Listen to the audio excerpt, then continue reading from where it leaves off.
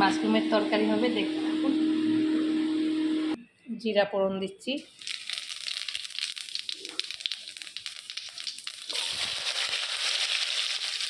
আলুটা ছোটো ছোটো করে কেটে নিয়েছিলাম, টমেটো, পেঁয়াজ, রসুন,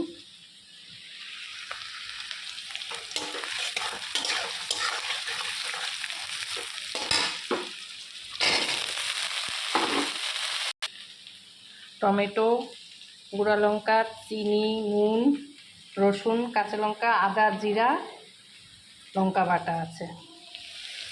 এটা ভাজা ভাজা হয়ে গেছে, রসুনটা একটু দিয়ে দিই।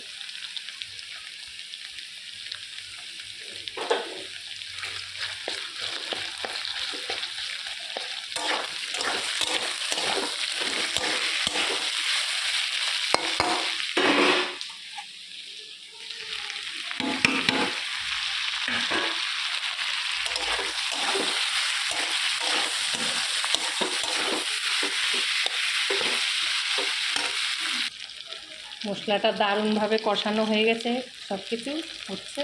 আর মাশরুমটাকে ভালো করে ধুয়ে নিয়েছি নুন দিয়ে, চটকি বেছে মাশরুমটাকে এখন দিয়ে দেবো।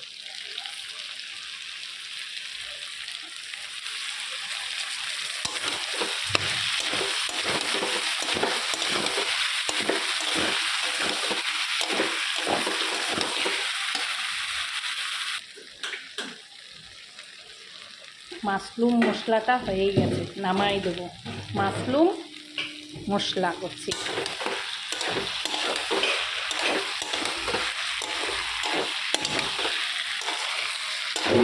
আপনারা সবাই এভাবে করে খাবেন মাশরুমের রেসিপিটা, যেভাবে আমি করছি, যেমনি মাছের ঝাল করেন সেইভাবে। ইচ্ছা করলে ঘি, গরম মশলাও দিতে পারেন, আমি যেহেতু ওগুলা দেইনি, ধনে পাতা দেবো না আবার আগে। আপনারা ইচ্ছা করলে গরম মশলাও দিতে পারবেন আর ঘিও দিতে পারবেন মাশরুমে। হয়ে আসতে নামিয়ে দেবো। কি সুন্দর কালারটা হয়েছে দেখুন, দারুণ হয়েছে কালারটা। নামিয়ে দিচ্ছি, একটু ধনে পাতা দিয়ে নামিয়ে দেবো। ধনে পাতা দিয়ে দিচ্ছি।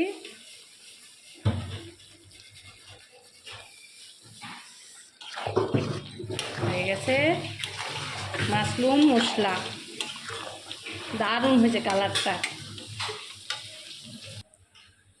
মাশরুমটা হয়ে গেছে। আমি এইভাবেই রান্না করি, ছাতু বলুন আর মাশরুম বলুন, আমি এইভাবেই রান্না করি। সবাই যদি ভালো লাগে বলবেন রেসিপিটা। বিশেষ করে মাশরুম এইভাবে রান্না করলে বেশি ভালো লাগে। এর উপরে একটু ধনেপাতা ছড়িয়ে দিলাম, আর একটু।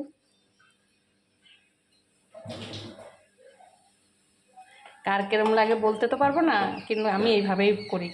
মাশরুম মশলা।